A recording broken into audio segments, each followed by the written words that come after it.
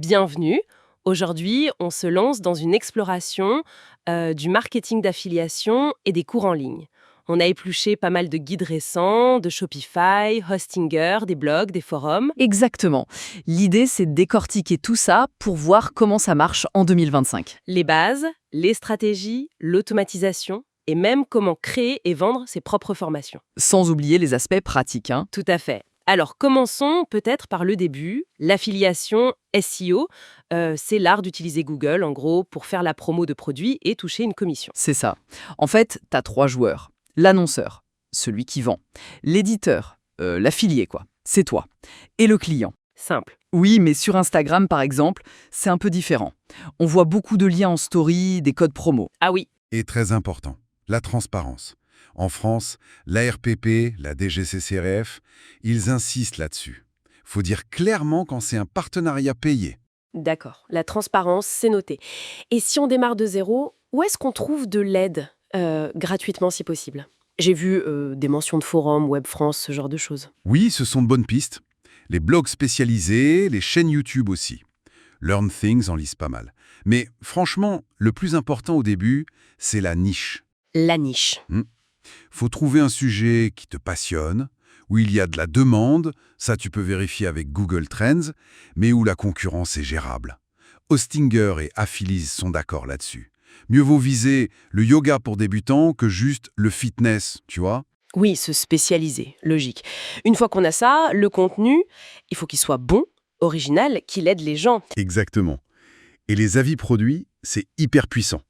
Apparemment, 90% des gens lisent des avis avant d'acheter. Incroyable, hein. Les comparatifs et les tutos, ça marche bien aussi, c'est ça. Tout à fait. Et ce contenu, il faut le structurer pour Google. Cibler un mot-clé principal, écrire assez long. Plus de 500 mots, c'est bien. Utiliser les balises HTML correctement, title, H1, H2, l'attribut alt pour les images. Et le maillage interne, ça c'est les liens entre tes propres pages, c'est ça? Oui, c'est ça. Ça aide Google et les visiteurs. Et pensez aux mots-clés comme avis, meilleur, ceux qui montrent que la personne est prête à acheter. Et les liens d'affiliation, on les place comment? Faut être transparent mais pas niaiseux. Enfin, faut que ça reste naturel. C'est l'équilibre à trouver. Toujours dire qu'on peut toucher une commission. Amazon l'exige par exemple. Et techniquement, on met souvent ces liens en nofollow. Pourquoi nofollow? C'est pour dire au moteur de recherche, ce lien est commercial, ne lui donne pas de poids SEO. Pour attirer du monde, après il y a l'emailing, les réseaux sociaux, participer sur Reddit, Quora. Ok, diversifier les sources de trafic. On passe à l'automatisation. Hmm. J'ai vu des mentions d'outils comme Aweber, Mailchimp Ouais. ou même des chatbots. Hmm. Ça sert vraiment. Ah oui, ça peut faire gagner un temps fou pour gérer les emails ou même la communication avec les affiliés si t'en as plusieurs. Ça libère du temps pour Créer plus de contenu ou peut-être même ses propres cours. Hmm. C'est l'autre modèle dont on voulait parler. flexible, pas cher pour démarrer, d'après Hostinger. Exactement. Et pour le sujet du cours, c'est un peu comme la niche d'affiliation, ton expertise, ta passion et bien sûr la demande du marché. Teacheasy insiste aussi là-dessus. Et fixer le prix? Pas simple, j'imagine. Faut regarder la valeur, la concurrence. Oui, et le public cible, paiement unique ou abonnement. Et l'astuce des prix qui finissent par 9 ou 7, genre 97 €. Ça marche vraiment, ce truc psychologique, hein? Apparemment, oui.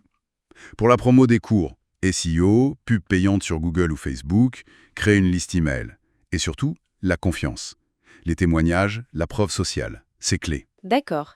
Et bien sûr, suivre les résultats. Les clics, les conversions, le fameux RPC, revenu par clic. C'est essentiel pour voir ce qui fonctionne et ce qui ne fonctionne pas. Ajuster sa stratégie en fonction des chiffres. Logique. On arrive au bout à un point super important, le légal, le fiscal. En France, on déclare tout dès le premier euro, c'est ça? En micro-entreprise, il y a les cotisations sociales. C'était autour de 22% il y a quelque temps. Mais attention, ça peut changer. Donc le message, c'est vérifier. Toujours vérifier les règles en vigueur. C'est primordial. Les lois fiscales et sociales, ça évolue. Bon, si on résume rapidement, choisir sa niche, créer du contenu de qualité, l'optimiser, diversifier le trafic, penser à automatiser et être très carré sur le légal et le fiscal. C'est une excellente synthèse. Et surtout, ne pas oublier que c'est un marathon. Ça demande de la patience, de la régularité, on construit une audience, des revenus, ça prend du temps. Une dernière petite réflexion pour la route. On a vu passer des mentions d'IA, d'outils d'automatisation.